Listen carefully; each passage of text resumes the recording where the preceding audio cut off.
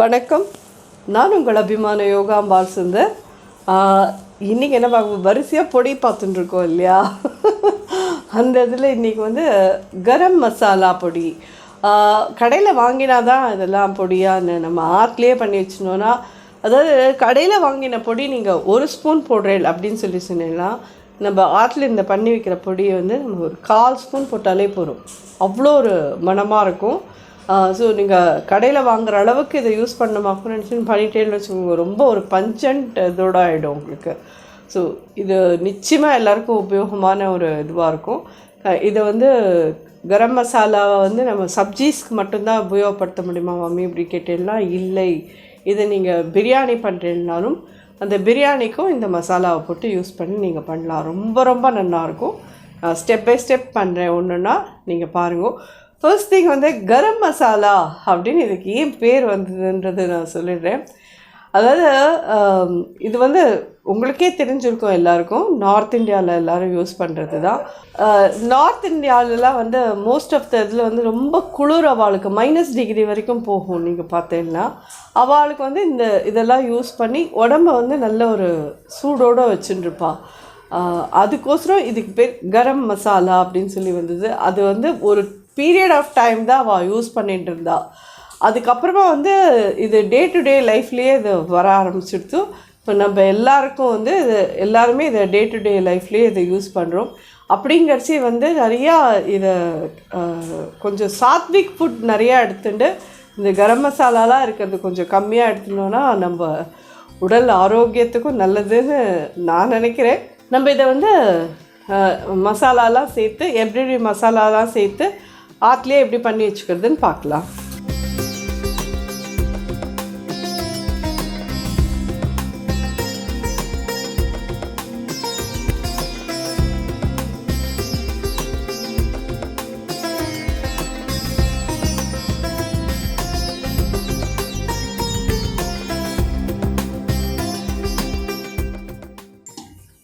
சின்னதாக்குறேன் பேனை. இது என்னன்னு கேட்டிங்கன்னா, கருப்பு ஏலக்காய் 2 போடுறேன். நார்மல் ஏலக்காய் 4, 2 துண்டம் பட்டை, ஒரு 8லேருந்து 10 கிராம்பு போடுங்க போகிறோம். அன்னாசி மொக்கு ஒரு 3 மொக்கு போடுவோம். இது கல்பாசி நான் எப்பயுமே உங்கள்கிட்ட சொல்லியிருக்கேன். இது நீங்கள் பிரியாணி பவுடர் பண்ணுறேன் அப்படின்னு சொன்னீங்கன்னா இதை யூஸ் பண்ணுங்கோ. குருமாவுக்கு இந்த பவுடரை யூஸ் பண்ண போகிறீங்கன்னா இந்த கல்பாசி யூஸ் பண்ணுங்கோ. அதர்வைஸ் நீங்கள் வெறும் சப்ஜீஸ்கெல்லாம் மட்டும்தான் அப்படின்னு சொன்னால் இந்த கல்பாசி வேண்டாம். இது ஜாவித்ரி ஒரு 2 போடுறேன். பே லீஃப் 2. இது காஷ்மீரி சில்லி. சும்மா ஜஸ்ட் கலர் ஆர் வாசனைக்கு தான், உங்கள் சௌகரியம் அது. தனியா ஒரு 2 டேபிள் ஸ்பூன். மிளகு ஒரு 1 டீஸ்பூன் தான். இது என்னன்னு கேட்டேன்னா ஷாஹி ஜீரான்னு பேர். இது நம்மளோட ரெகுலர் ஜீரகம், நம்ம சமையலுக்கெல்லாம் யூஸ் பண்ணுவோம் பார்த்தீங்களா, அந்த ரெகுலர் ஜீரகம். இது ஷாஹி ஜீரான்னு பேர். இது 2 மட்டும் கடைசியாக போடலாம். அதே மாதிரி ஒரு சின்ன டீஸ்பூன் சோம்பும் வைக்கிறேன். இதுவும் உங்களுக்கு இந்த சோம்பு அந்த கல்பாசி 2ம் நீங்கள் பிரியாணிக்கு யூஸ் பண்ண போகிறேன், குருமாவுக்கு யூஸ் பண்ண போகிறேன் இந்த பொடியை அப்படின்னு சொன்னால் இது 2 யூஸ் பண்ணுங்க.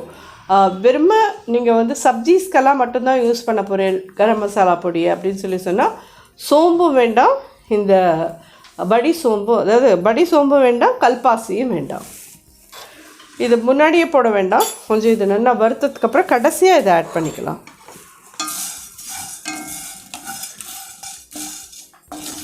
அதே மாதிரி அந்த கல்பாசி ஒரு சின்ன பீஸ் போட்டாலே போகிறோம் உங்களுக்கு.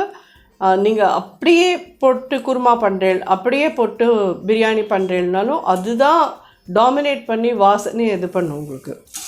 பார்த்து நம்ம கையால் ஃபீல் பண்ணுறதெல்லாம் அதில் ஒன்றும் ஸ்மெல்லே இருக்காது.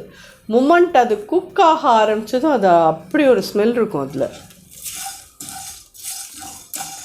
இதில் கருப்பு ஏலக்காய் எங்களுக்கு கிடைக்காது மாமி அப்படின்னு சொல்கிறவா, ஃபைன், நோ ப்ராப்ளம், அதை விட்டுடுங்கோ. பட்டை கிராம்பு அதெல்லாம் நீங்கள் போட்டு தான் ஆகணும். அன்னாசி மொக்கு, இந்த பே லீஃப் இதெல்லாம் நிச்சயமாக நீங்கள் யூஸ் பண்ணிக்கோங்க. அதே மாதிரி எங்களுக்கு மிளகா காஷ்மீரி சில்லி நாங்கள் போடலை மாமி, வெறும் மிளகு மட்டும் போகும் காரம் எங்களுக்குன்னா. கிராம்புலேயும் காரம் இருக்கும், மிளகுலேயும் காரம் இருக்கும். மிளகா வத்தல் போடலைன்னா நோ ப்ராப்ளம். அது நான் யூஸ்வலி நான் ஆர்த்திக் பண்ணுறச்சே போட மாட்டேன். ஏன் போட்டிருக்கேன்னா, உங்களுக்கு அந்த கடையில் வர பவுடரில் வந்து ஒரு ரெட் கலர் இது இருக்கும் பார்த்துருக்கேன்னா, அதுக்கு கொஞ்சம் இந்த காஷ்மீரி சில்லி போட்டு தான் அவள் அரைப்பா. உங்களுக்கு அந்த ஒரு ஃபீல் பார்க்குறதுக்கு கொடுக்குறதுன்றதுக்கோசரம் நான் அதில் யூஸ் பண்ணியிருக்கேன். அட் த சேம் டைம் இந்த கல்பாசியும் பெருஞ்சீரகம் போட்டுட்டு அந்த சப்ஜிக்கு நாங்கள் யூஸ் பண்ணக்கூடாதா மாமி அப்படின்னு சொல்லி கேட்டேன்னா, அப் டு யூ, தாராளமாக நீங்கள் யூஸ் பண்ணிக்கலாம். பட் அது கிட்டத்தட்ட உங்களுக்கு அந்த பிரியாணி அண்ட் குருமாவோட டேஸ்ட்லேயே எல்லா சப்ஜியும் வரும். உங்களுக்கு அதில் டிஃப்ரென்ஷியேட் பண்ண முடியாது. அதனால தான் நான் சொன்னேன்.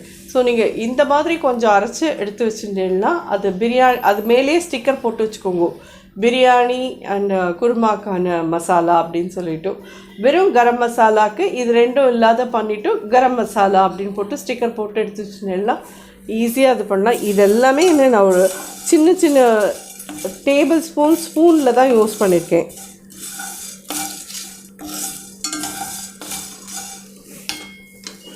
வாசனை என்ன கமகமன்னு வருது எங்களுக்கு இங்கே.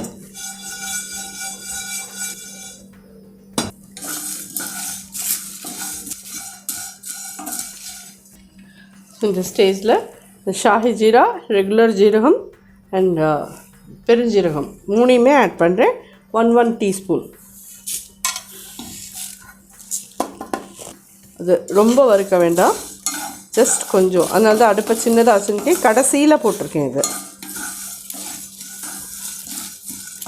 எஸ், எங்கள் ஆற்றுக்கு நாங்கள் இது பிரியாணி அண்ட் குருமாக்கோசரம் யூஸ் பண்ணுற பொடி இது.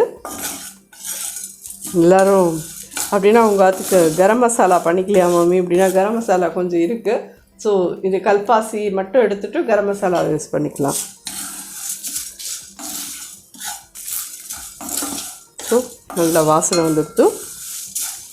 ஜஸ்ட் ஒரு 5-6 பெரட்டல்லே உங்களுக்கு வாசனை வந்துடும். அடுப்பை அணைச்சிடுறேன். நல்லா ஆற விட்டுட்டு இதை பவுடர் பண்ணி எடுத்துகிட்டு வந்து உங்களை பார்க்குறேன். ஸோ நம்ம போட்டதுக்கு இவ்வளோதான் கரம் மசாலா பொடி. ஆனால் இதை நீங்கள் ஒரு சப்ஜிக்கும் இவ்வளோ யூஸ் பண்ணலாம் போகிறோம். இதுக்கு மேலே பண்ணாதீங்க. பண்ணேன்னா அந்த பஞ்சண்ட்டாக இருக்கிற ஒரு டேஸ்ட் வந்துடும். அதுக்கப்புறம் சாப்பிடவே முடியாது. ஏன்னா நம்ம நல்ல ஒரு இதுதான் போட்டு எல்லாத்தையும் பண்ணியிருக்கோம். இந்த சாமான்லாம் நீங்கள் எங்கே மாமி கிடைக்கும் அப்படின்னு சொல்லி கேட்டால, நாட்டு மருந்து கடை இருக்குது பார்த்தீங்களா, எல்லா ஊர்லேயுமே நாட்டு மருந்து கடை இருக்கும். அங்கே கிடைக்கும் கண்டிப்பாக அவங்க எல்லாருக்கும். வெளிநாட்டில் இருக்கிறவர்களுக்கெல்லாம் நிச்சயமாகவே இது எல்லாமே கிடைக்கும் உங்கள் எல்லாருக்கும். ஜோராக ரெடி ஆகிடுது நம்மளோட கரம் மசாலா. நம்ம இத்தனை இடத்துக்கு இந்த கப்பால் 1/2 கப் தான் வந்திருக்கு பாருங்கள். இது என்ன ஒரு எல்லாமே சேர்ந்து பண்ணினதுக்கு ஒரு 100 கிராம்ஸ் கிட்ட இருக்கும் இந்த பொடி, அவ்வளோதான். ஸோ எல்லாருக்கும் இது உபயோகமான ஒரு வீடியோவாக இருக்கும்னு நினைக்கிறேன். கண்டிப்பாக எல்லா பொடியும் ட்ரை பண்ணி பார்த்துட்டு எப்படி இருந்தது எனக்கு ஃபீட்பேக் சொல்லுங்கள். நன்றி, வணக்கம்.